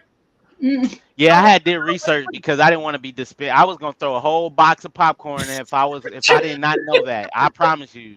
Because when I saw Infinity War, I cried. And Oh, I man. didn't cry because of the fact that people were dying. I cried because I had to wait a whole year to find out what's Oh, gonna yeah. happen in Endgame. So yeah. What about you, Jasmine? You watch any of those Marvel movies? All of them.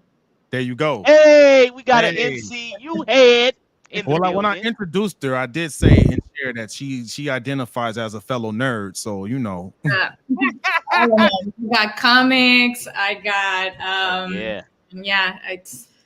At one point I had to like hide some of like my nerdy toys and pops and Legos because I was Funko like Pop. late. I'm never. I can't have all these toys. You know, the first day that I showed up to the light building and I walked in not knowing anything about where I was going, what I was doing at platform 1, I remember sitting next to my lead, and she was kind of talking to me, telling me about who I was going to be with and everything.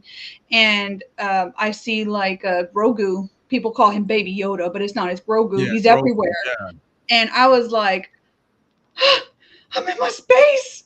This And I is took cool. off my shoes. I showed my boss I was wearing Mandalorian socks, knowing nothing about where I was going, what I was doing, and we were just like laughing up. That's just a small moment in time. That was almost a year ago. Oh yeah. Oh yeah. And it was hilarious to be in a space where like, oh man. And like my team is called Jedi Praxium, and I sit next to Jedi Council, and I work with Smugglers Alliance, and so these are all like Star Wars terms, and it's good to be in that space where you can just nerd out and nobody's gonna judge. You're Not good. even a little. I got Star Wars plates. I have I spent $300 on that on my own Lightsaber. Yes. Nice. Yeah. Nice. My husband did too. No judging. My husband did too. That's what's up. It makes noise. Goes. Yes, and then you can like buy it from Disneyland. Yeah, No. it's you pay for the experience. Yeah. Yeah. Yeah. Nice. We got one more topic to cover before we wrap this thing up. So what's going on tomorrow night, Bobby? What's going on tomorrow night that we need to make sure people get into? Yeah. Tomorrow night is going to be the vice presidential debate between JD Vance and Tim Walz. Oh yeah, right. It should be a good one. This should be a good tune one. in, and hopefully we've got some fair moderators and people are listening. Because the vice presidential candidate that holds up the person that you'll be voting for this coming November 5th is right around the corner. Yeah. November 5th. We're about a month away. Almost a month. So Jasmine, we didn't get a chance to talk about the actual presidential debate, right? We didn't get a chance to talk about that. Let's talk about that real quick. But Jasmine, did you get a chance to watch that at all or hear anything about it? The presidential debate with Harris and Trump? Oh no, I saw the original, the one with the current president, but not with no. So I'll start this one off because I think, me being a true independent, no bias at all, I walked in there, I had no expectations, right? But when I was watching it, I came up with a nickname for Kamala, and I don't think I got a chance to share this with y'all, but I started calling her the Trap Queen. Traps, boy. She was setting them traps, and what just objectively looking at her strategy, I saw her constantly attacking his ego, right? And like the one point where I really saw him step into that trap when she was like, yeah, no one goes to his events, no rallies. His rallies, and they leave early. And like you could see him bubbling up, right? To the point to where I think she did something that no one else has been able to do, and it caused him to lose his cool. He came back with they eating the cats and they eating the dogs. Like, and even the moderators were like, that there's no confirmed reports about that. And he got real serious, but I saw it on social media, and I'm just like, they really are. That was a hell of a trap. Like I've never seen anyone else that could make him miss a step the way she did. That I was just critiquing those type of skills, and even from the beginning of it, what I noticed was I felt like she gave him a lesson in decorum, right? Because when it came out, he didn't offer a handshake, so and didn't go to the middle to the floor. Yeah, she went to his side to be like, hey, introduced herself and shook his hand. I felt like that set the frame, right? If you understand sales, right, and you know how to set the frames in frame setting, right? She set that frame early on. And then another thing that she did as part of that strategy was like, let me tell you something. He's going to tell you a lot of lies the rest of this night. Someone like me who has no bias at all, I couldn't help but to remember that. And she kept reminding us, I told you he was going to lie to you. I told you he was going to lie to you. Because for someone who's trying to make a decision, right, you cannot help but to look at character, right? So I feel like she was really putting that character to the test to be like, okay, she's on her. So her strategy She was very strategized on that. Yeah. And I don't think people saw it coming. But for a woman, one who knows that her back is against the wall, regardless of the fact that there's so many people supporting her, she knows what she's up against. She knows that she knows that she's going in with like her back against the wall. Yeah. And she's a lawyer at heart. So you know what I'm saying? With her being who she is, she came out with strategy, bro. And that's it. You know what I'm saying? That's all I looked at. Acknowledge the strategy. So, all right. So you've had your talk. All right. I was waiting. Wait a minute. I didn't to go first because I wanted to come in with an unbiased opinion because I already know hers is going to be nothing but pro-Trump. It's not all going to be like, I wouldn't say pro-Trump. I'm going to say like, I knew she got underneath his skin. However, I will say a couple of things that I noticed. One, as soon as they went out, Trump knew that his back was against the wall because the two moderators, they were both in favor of Kamala Harris. The other lady, Lindsay Davis or whatever, the other black lady that did the moderating, her and Kamala were sorority sisters. So like we can't even pretend like real quick, I gotta fact check that.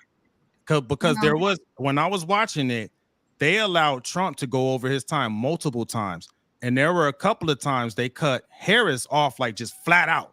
And how come the moderators were only fact checking him? Why weren't they fact checking her? So I think that's a different topic. I'm just talking about when they were cutting them off. I'm not talking about their fact checking. I'm just talking about if they were in her favor, why did they not cut her off? Or why did they cut her off but not him? You get what I'm saying? Like, I have some theories. Hear me out real quick, because there was one point too when she was trying to address something he said, but they were like, nope, your time is done, and they literally just cut her off, right? I think to your point, if they were it was going towards the end. It had to be. The only reason why I tell you that is because they said that, if I'm not mistaken, they had them flip a coin, and basically whoever won the coin toss got the last word. And so that was Trump. He had won the last, I believe he won the coin toss, and they mentioned that in the beginning. And I'm like, what are they tossing a coin for? It wasn't the last word. It was very last to the end. It was close to the end. Huh? It was close. It wasn't the last word. It was close to the end, but it was the moment when she was saying, because they made her switch to the next question. Unlike they did with Trump, because they let Trump go. When he was doing his rants, they let him go. Do you think that she answered the questions? Hear me out, because I didn't finish my point. So at one point when they legitly cut her off and made her go to the next question, she pointed it out. She was like, oh, hold on now. I'm gonna answer your question, but I have to address that earlier thing because you cut me off. She straight up said it. She addressed that, and then she answered that question. That, to me, if I'm trying to like unbiased get your point and be like, hey, they were in her favor, I didn't see that, because they were cutting her off, like, no joke, making her next question, to where when when they were telling him, hey, your time is up, he kept going and they let him go. So when they were talking to her and she was like, oh, I'm a gun owner and all this other stuff, and I'm like, that's interesting, because all the clips I had seen of her, she did talk about mandatory buyback. When you say mandatory, that does mean that they're gonna take back your weapons. And then she was like, oh, I'm a gun owner and all this, and I'm like, when did all this start? Because all the stuff that I was watching prior to, she didn't say anything about that. She did. There are plenty of clips of her talking with MSNBC hosts talking about mandatory gun buybacks. And so I was just like, can you help me make it make sense? And then we'll go back to the very beginning of the debate. The very first question, if I'm not mistaken, was, are we better off today than we were 4 years ago? And she went straight into, I was raised in the middle class. You were raised by two people who were both very well educated. She was born in the US, but she was raised in Montreal in Canada. And then her father, if I'm not mistaken, was Jamaican, but that does not mean he was black. He was Irish and Indian. All of this has already come out. He was Irish and Indian. I don't know how she's getting black in there, but that doesn't really matter right now, because honestly, it doesn't matter. But her, like, I'm just not understanding. I can't relate to that. I can't relate to that. Donald Trump's a businessman. I mean, I wouldn't say I would really relate to him either, but. Can I ask a question to you, Bobby? Yeah, go ahead, Corey. And everybody else can have this. The whole technically speaking community can answer this as well, but I want Bobby to answer first. Okay. Who do you feel on that stage at that time represented America well outside of the United States? What do you mean? Like to stand on a world stage?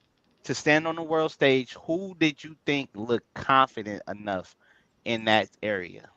Because let's okay. And now you knew that was the answer. I was like, I didn't know why you asked me that. Dr. Poole had a good point. He just said on IG, it's hard to watch a debate without formulating a bias one way or another.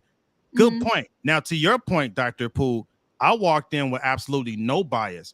I did start formulating the bias because of the debate. To his point, that was an excellent point, because I think what we're seeing right here, I don't think, no matter how it went, I don't think Bobby's answer would have ever changed. Right. I'm just throwing that out there. And then No, again, and true independent, because I have no loyalty or alliance to either side. And I think that's why I have fun doing this, is because I'm neither. Because trust me, I'm beating off the Kamala fans too. Like, yo, do I don't want miss me with that? I'm gonna dig into these policies, right? But no, and I would answer your question, Corey, with Kamala, just because that goes back to the decorum, right? Because when he came out, that was very disrespectful. How do you? I've said it before that Trump, he deserves his respect because he was a sitting president. You should respect him as a former president, right? Using that same frame, right? Same ideology, you should also give the person who has sacrificed and served as the vice president. He didn't give that same respect that he would want to get. You know what I'm saying? So for just from the beginning, I wish he would have. I wish he would have gone in first and had shook her hand, because when I saw her go to him, I was like, why didn't you walk to her? Because I figured that's what you do before a debate anyways. You go and shake the person's hand before the debate. You shake before and you shake after. And I'm gonna go, and what I'm gonna do is I'm gonna go look back and see, did he do that with Biden? Because if he did do that with Biden, then now there's a different. I didn't see the beginning. I only saw a little bit of that debate, because we were in cohort. We were in Colorado during that debate, so I didn't get to see but snippets of it. Oh yeah. He murdered Biden. Huh? He murdered Biden in that debate. Poor Biden. That was, I felt bad for Biden, dog. I mean, all of us felt bad for Biden. Yeah, exactly. But here's the reason why I asked that question is, man, that's my question. The reason why I asked this question: America is supposed to be strong, the most powerful nation in the country. I mean, in the world, right? It's supposed to be most powerful nation in the world. It's also supposed to be most cleaned up. We're supposed to look a certain way. We're supposed to be buttoned up, is what they would say back in corporate America. Donald Trump, to me, I feel like he wasn't as sharp as he could have been, because of the fact that you're on a world stage. He didn't look at Kamala like Kamala looked at him. It seems like, and then he didn't address her. He was saying these people, those people. I felt disrespected. You know what I'm saying? Because she did say, even when she wanted to call him a motherfucker, everybody know that. Dude, she said former president. She still gave him his title. Yeah. Right? Yeah. So when you look at that, it's like,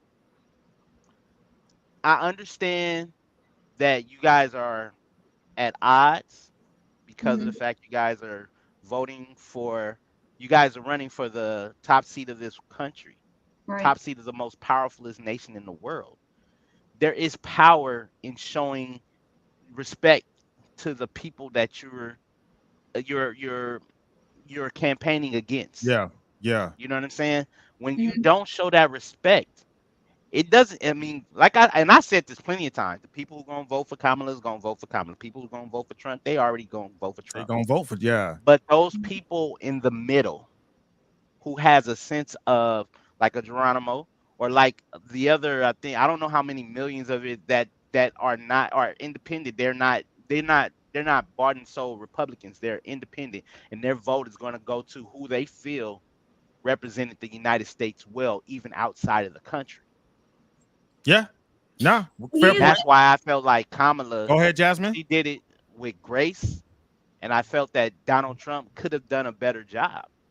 Because I'm not saying he didn't do a bad job. What I'm saying is he could have done it better. I agree. He could have done a better job for sure.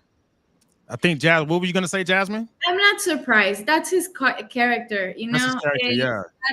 We've seen that. For the people who are independent, I'll tell you, I like Trump. However, it's just every time he does some public speaking, he is who he is, and I'm not surprised of a lot of the things he does. I'm not surprised of like some crazy things that he says, but he knows how to get into people's skin. The only thing that I definitely disagree is that when a lot of times, I haven't seen it, of course, lately, but in his first presidency, there was a lot of violence created here in the United States because of that presidency. Like, whenever they attack a capital, I think, and some people like died and stuff, it's just, you don't see that with other presidencies, that they create more violence. Other presidents create more violence in other countries. Good point. He here, like, it's just he gets under people's skin, and he does say some things, and I'm like, seriously. So and it's not surprising that he's gonna act like that in a debate, you know. but here's the problem with that. Other countries are watching us because they want to be the next nation in power, and a lot of those countries don't respect a woman in power. Let's be honest. Yeah.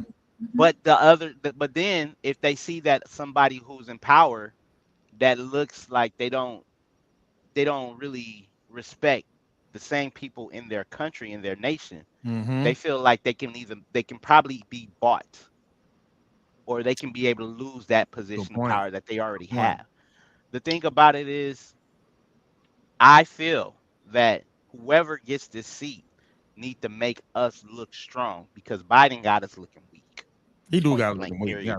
I would say strong and united. Strong and united. Because you even made an earlier point. Or was it Bobby that said it? You can be on opposing sides, but when we come together, let's make it look like America, man. I would say, to answer your question again, it was definitely Trump. It looked like Trump. We do expect that, but every now and again, I would like to see America. And when you so disrespectfully, address your opponent or don't give them the proper courtesies that you expect, that doesn't look like America to me, dog. Can I ask you a question? Can I ask you a question now, Corey? Yeah. Black Americans make up what part of the population? 15%. Sorry, that was 12. My bad. But it was close. 12. Right? Okay. So yeah, so 13% of the population. I follow a lot of Black conservatives, and I love hearing their perspective on things because they're coming from it, a little bit differently. But I like hearing it. And when I hear Black conservatives start getting called Uncle Tom, what do you take from Black people who support Donald Trump and them being called an Uncle Tom by their, or what else do they call him? They call him some nasty ass names. I think let me lead with Uncle Tom. I'm glad you said Uncle Tom. And because so, like, they are what ignorant. What do you think about that? People don't understand who Uncle Tom was. No, they don't, which is kind of funny because they're using it as an insult. Josiah Henson was the man who took his family from America to Canada to keep them safe. He was the male version of Harriet Tubman, but they called him Uncle Tom. Right. So the reason whoever calls him an Uncle Tom, calls them an Uncle Tom, I feel like the people who calls them that, they are bandwagoners, right? Right. See that.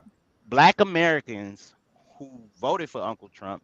I'm about to say Uncle Trump. Hey, what's up, Trump? I'm gonna stop calling him Trump. We call him Donald Trump in our house. We say Donald Trump did this. Again, I'm more so on, you want to pick what's going to benefit you. Right. When we vote, we pick what benefit us. So if that's what you're voting for them to benefit you, that's fine. I vote for what's going to benefit my family and 4 years further down the road, because this person who's going to be in office, this person's take presidency next year. They win the presidency, they become president-elect.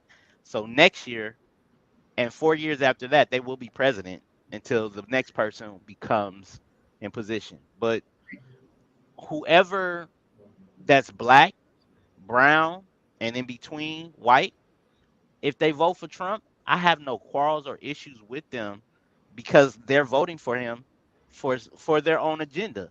Yeah. And that's nothing wrong with that. That's the reason why when I started paying attention to politics is because people say, you don't vote, you can't complain.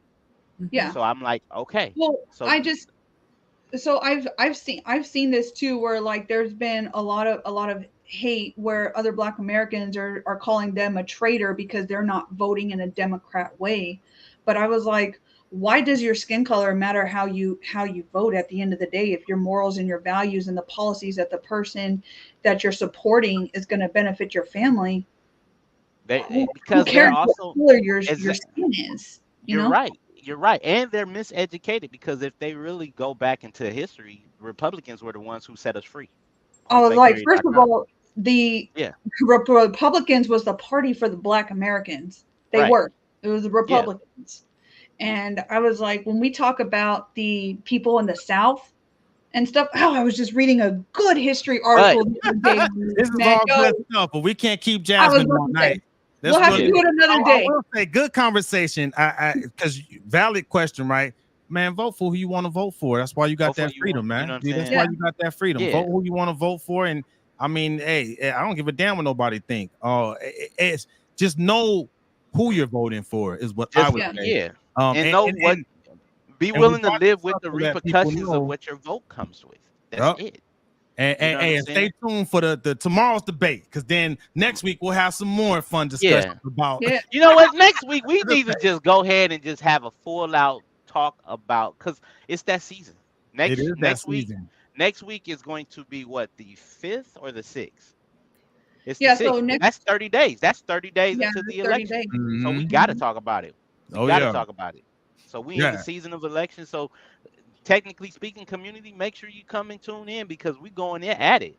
Harris, Trump, y'all want to jump? Y'all want to jump in the comments? Jump in the comments. Oh, they in the comments on IG like a mug. Yeah, you know what I'm saying? But yo, for real, Jasmine, thank you for joining us. You helped make episode 21 of Technically Speaking a great one. So thanks again for joining us. Oh yeah. And if you want people to contact you for any Natura services, how can they get in contact with you, ma'am? Find me on LinkedIn, Jasmine Ochoa. Boom. There you go. And again, Bobby, if you want people to get in contact with you, where can they reach you at? Hit me up on Facebook, Bobby Lopez, at IG, Bobby.Lopez.5. Corey Giovanni.